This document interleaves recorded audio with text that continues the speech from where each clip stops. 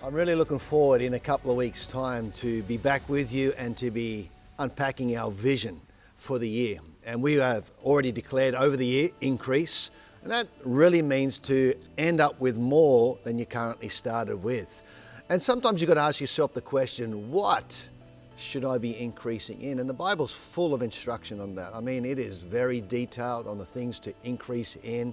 And often people think increase, generally speaking, more money, maybe more friendships, maybe, a bigger house. And those things in themselves are okay and they're good and they're part of life. But the Bible is much richer than that.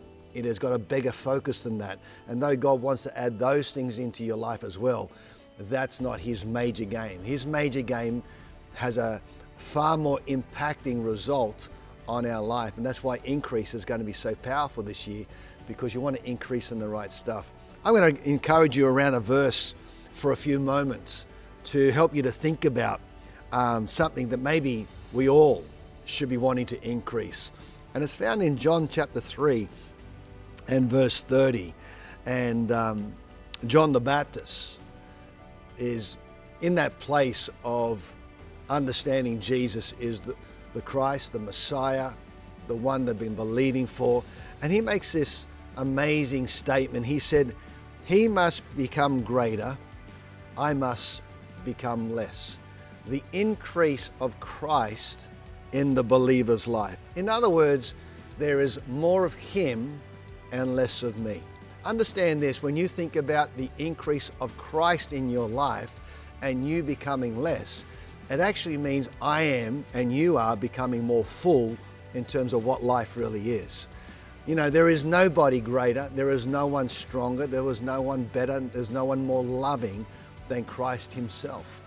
And when Christ increases, that means his nature, his character, his righteousness increases in our life. You and I become far healthier than we've ever been in our life before. So one area I want to encourage you over the next week to think about, have you intentionally gone, Lord, I want to decrease so that you can increase?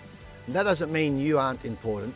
It just means you're going to come into the fullness of what he originally intended. So you think about that today, about the increase, because that's over at church. And like I said, in a couple of weeks' time, we're going to be unpacking the year, what we're believing God for. But we cannot start the year without a great passion and a focus on Jesus. So that's the encouragement today. We decrease, but he increases. And in that, we get the fullness of life. You have a fantastic day, and we'll talk some more next week.